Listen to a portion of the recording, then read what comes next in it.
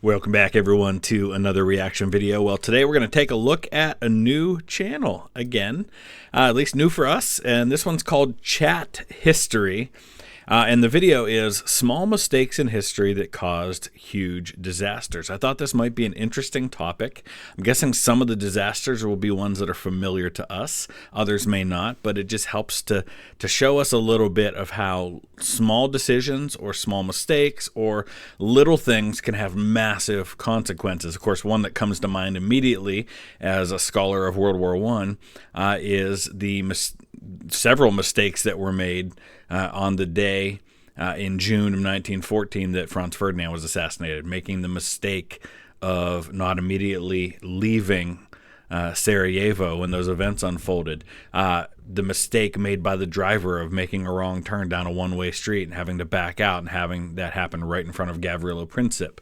So things like that, little choices that turned out in hindsight to be the wrong ones, that had major consequences on world history and affected a lot of people. So I think that'll be an interesting topic. I'll put the link down in the description. So if you like Chat History and you want to see more from them, go ahead and check out their channel and see what they have to offer. I want to thank Daniel in Aberdeen in Scotland. I'm going to be in Scotland this time 2 weeks from now. I've even got my Scotland shirt on today. That was total coincidence, Daniel. Your name was next on the list of people that I had to give a shout out to, so worked out nicely there. Thank you so much for your support on Patreon. Daniel, could not do it without you. Let's go ahead and dive into this one. Hey guys, today we're going to see how some small mistakes in history led to some pretty big consequences. So strap in with your favorite toothpaste and orange juice, because here we go. Toothpaste and orange juice. That's definitely a mistake. Scotland's King of golden Scots, age. Alexander III was revered by his subjects as a kind and noble king, so he was a pretty cool guy. He put an end to an ongoing war with Norway with the signing of the Treaty of Perth. This stopped the invading Vikings from doing their stereotypical graping and pillaging and made them frig off back to Norway. The treaty also let Scotland gain possession of the Western Isles and the Isle of Man. With all this land expansion going on, as well as increased exports and cash flow, Scotland entered a bit of a golden age. Everything was pretty good until it wasn't. So there's a lot of stability at this time in Scotland. Obviously, every country in Europe deals with its natural enemies, whether it's on its borders or just rivals in terms of trade and military might and things like that. For Scotland, you've got Ireland over on one side, you've got England to the south, you've got Norway, the Danes, who have been a problem for England for a long time, are always kind of coming over on the coast, and so you're settling into this time, and like many times in history, the thing that at this point in history is most likely to cause instability is instability in terms of who your monarch is, and that's absolutely what happens here. After all, no story is complete without some good old-fashioned character development from a Disney Pixar family tragedy. In the mid-1280s, King Alexander's wife, Queen Margaret, bit the dust, which was pretty devastating since they were married since childhood. Well, at least he had his own children to care for, except for the fact that they all died too. Little Margaret Jr., who hilariously became Queen of Norway, expired at the age of 22 while pooping out her only child, a daughter named Margaret. Pretty common thing to do back then, though. I mean, we have that happen a lot today with male children being junior, but all the way back to Roman times, you have children being named after the mother, and sometimes even multiple children with the same name. We'll get to her later. Alex Jr. died on his 20th birthday at the age of 20. Don't know how he died either, sources just say he just died. The youngest child, David, also kicked an uneventful bucket at age 19. With his family tree essentially trimmed down to the trunk, Alex was desperate to generate new successors, so he married a French countess, Yolande of Dreux. She moved in with the king, but like in a different town for some reason. Well, one night the king was acting pretty eager to perform, so he set out to do the deed of sowing his seed, and nothing was going to block his urge to splurge. Nope, not even that. Despite pleas and warnings from bro-code breaking advisors, the king set out to get his dunk sunked. He had a few of his servants accompany him as guides, and they made it to the queen, but the king, on the other hand, got separated in the harsh storm and was subsequently yeeted off of his horse over a cliff where he was found the next morning. convenient when this happens, right? To a monarch, especially a monarch with no heirs, or very few heirs in this case, or people that you can go to, the opportunity to create a vacuum of power at the top. Sometimes hunting accidents happen. Sometimes people get thrown from horses off cliffs. Dead as a doornail. With no other heir, it was Margaret Jr.'s time to shine. But since she was only 3 years old and with the attention span of a goldfish, the political landscape of Scotland fell into ruin, ending the short-lived Golden Age. All because the king needed to slam some sweet queen skush. Interesting. I know where he's going with this one. Yeah, and I guess this is a good point to say that some of these obviously are going to be subjective. It all goes down to what your opinion is on how important this was. And I'll explain more what I mean after he gets into this one. As I'm sure you know, the luxurious ocean liner Titanic was the ship of dreams that ended up becoming a complete nightmare. The ship died in 1912 after Leonardo DiCaprio and Kate Winslet distracted the two lookouts in the crow's nest from observing the giant fucking iceberg floating That's what happened in the movie in front of them. Despite the crew's best efforts, the ship collided with the iceberg and got flushed into the North Atlantic a few hours later. Collided's a strong word, I get. I'm being really nitpicky here, but it kind of skimmed along the side. Joking aside, it is believed that the entire disaster could have been prevented, or at least significantly reduced, if it weren't for one key mistake. An actual missing key. Sure, I believe Lookouts this. Frederick Fleet and Reginald Lee were tasked with the important task of making sure that no icebergs were in the ship's path. In the crow's nest, the two men were equipped with a warning bell and a telephone to alert crew of any potential dangers in the chilled waters ahead. They also had one more tool, a pair of binoculars which were secured in a box. A locked box with a missing key. Apparently, this key was accidentally taken off of the ship before it set sail by Second Officer David Blair. What's this here in my pocket? Huh. I'm sure that's not a big deal. With no binoculars, the lookouts had to rely on eyesight alone. And that wouldn't be so terrible if it weren't for the fact that the night was extremely dark, cold, and calm, making it very hard to see icebergs. And it still would have been very hard to see icebergs with binoculars. I'm not convinced that the binoculars would have made a difference in this scenario. I just really don't think that's the case. I think this is a great example of where you have a disaster that happened, and when a lot of people die and it seems like it was preventable, people start looking for anything that they can argue, man, if this just would have happened, it never would have gone down that way. Or they look for alternate scenarios because they just don't want to believe that it went down the way that it did. So we want to blame a lost key. We want to say that there was a fire that was out of control and it weakened the hull, and that's why this happened. Sometimes the simplest explanation, actually more often than not, the simplest explanation is the explanation. It just was a collision with an iceberg. It happened at just the right angle, at just the right part of the ship. It caused holes in just the right areas. You could argue that there were issues with how it was built in the first place, but so many other things could have happened to change this scenario. I really just don't buy that a missing key did them in. The sea was so calm that night that there weren't waves that were splashing up against the side of the iceberg, creating kind of that white cap that you would see that would help you to see it. I don't think the binoculars made a difference. Luckily, there were almost none all night. Almost.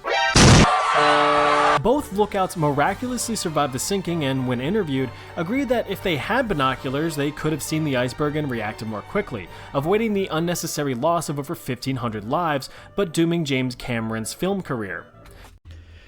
So Fred Fleet does say that we could have seen it a bit sooner. When asked how much sooner, he responded, well, enough to get out of the way. I feel like this is one of those scenarios where you're talking afterwards and you're just trying to justify yourself and trying to, people were probably blaming the lookouts for not having seen it sooner. And so it's easy to say, well, if I had had the tools I was supposed to have, then I would have seen it sooner. So in other words, it's not my fault. But he still dealt with depression and at the age of 77 took his own life. So I don't know. I'm just not convinced it made a difference in this situation. The key, donated to the British Sailors Society by Officer Blair's daughter, was eventually sold at auction for 90,000 British pounds.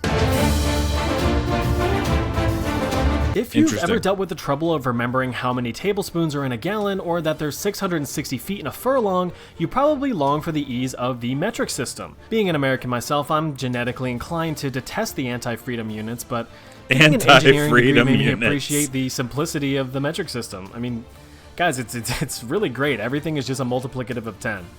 Yeah, that's true. I think the Founding Fathers wanted really badly to model much of the United States government and our systems after the Romans. And I think that had a lot to do with it. Kilogram, it's 1,000 grams. A meter, it's 100 centimeters. Like, wow, amazing. Anyway, that convenience was stolen from us by a band of scallywag pirates during America's infancy. In 1793, Secretary of State Thomas Mother Effin Jefferson recognized that the United States needed to standardize their units of measure as multiple systems were being used, making commercial trading a logistical nightmare. Luckily, the French of all people had an answer. Scientist Joseph Dombey was dispatched to the United States with a special gift, a carefully crafted copper cylinder which would serve as the revolutionary new standard in weight measurement, the kilogram. Just one component of France's newly developing metric system. While sailing to the States with his cylinder in one hand and the kilogram in the other, Dombey's ship was blown off course by a storm. Now headed for the 1700s Caribbean. British pirates at the time usually attacked non-British ships to impede their trade, and unfortunately Dombey was one of those victims. He was held hostage for ransom but died in captivity. Dombey's death meant that Jefferson never got the metric standard, meaning it was never adopted. Again, I don't know. I have to know more about this, but I feel like we're stretching a little bit. Just the delivery of that kilogram. Just because Jefferson was on board with something doesn't mean it would have been adopted. Maybe. It's plausible. Possible. I'm not sold. So the United States stuck with the English units as their standard. While it is possible that we could all be measuring our all-beef francs using centimeters, it's doubtful, as multiple attempts over the years to implement the metric system have been defeated at the greasy hand of American pride. We're not the only people who use this stuff, though. I mean, the British use some of this stuff, too. They also use the metric system. They certainly use it more than we do. Ethiopia and Italy typically aren't two countries that you would hear about in the same sentence. But unless you're playing Hearts of Iron 4. During the late 1800s, when Africa was getting absolutely reamed by colonization, Italy had its sights set on some potential land expansion candidates. One of them being, you guessed it, Eritrea. If you look at the map, it's one of the few places that hasn't already been gobbled up by Germany, France, the UK, Portugal. Some potential land expansion candidates. Spain. One of them being, you guessed it, Eritrea, Ethiopia's northern neighbor. This led to a bit of an unofficial scuffle called the Italo-Ethiopian War of 1887, which lasted for 2 years and ended with Italy formally occupying Eritrea and the signing of the Treaty of Wuchal. Among other rules, the treaty basically stated that peace was to remain between Italy and Ethiopia. However, one article had two different meanings between languages. In Italian, the article stated that Ethiopia must act through Italy if they wish to do business with other governments. The Amharic or Ethiopian version stated that Ethiopia can act through Italy for external business, which suggested that it wasn't mandatory. Language has been the bane of our existence for so long. The difference not only in how words are translated, because words have different meanings. As someone who preaches in church, we often, as people who are doing sermons, look at the original text. Much of the Old Testament was written in Hebrew and Aramaic. New Testament's written in Greek, but not modern Greek, ancient Greek, Koine Greek. And words have meanings. And the example that most often gets used in Christian circles is the word for love in Koine Greek. The Greeks had multiple words that meant different kinds of love. We just have one word in English, love. Love for my daughter is something very different than the love I have for a girlfriend or a spouse, or the love of my country. Those are different kinds of love, or the love of my friends. In Greek, they had different words. So eros was like the erotic love, the love you would have for a romantic partner. You had agape, which is kind of this unconditional love. You have phileo, which is brotherly love, which is where we get Philadelphia, the city of brotherly love. But when you translate them all, it just says love.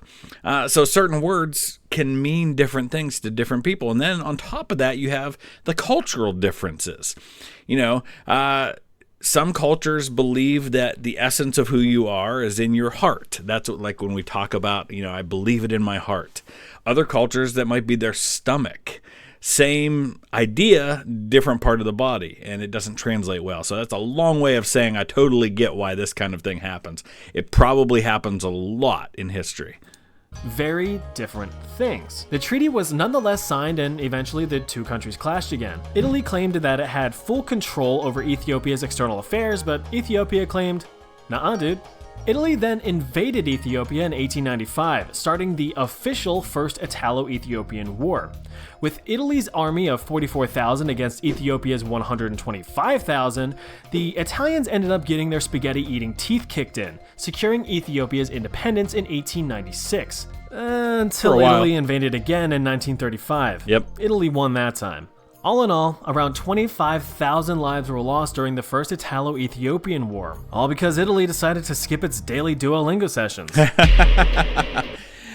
This is an example of, I can absolutely see that that's true, but long term, I'm not sure how much of an impact it had. Italy probably would have just continued to go after Ethiopia.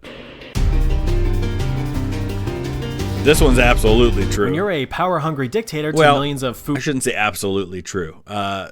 There's a good case to be made, though. Food-hungry citizens, your people will probably hate you, which is something that Joseph Stalin was shocked to find out when leading the Soviet Union from 1924 until his death in 1953. Although he came into power with some strong initial support, it quickly dried up as his first few years sucked eggs. He went balls deep into national industrialization and uprooted the agricultural system.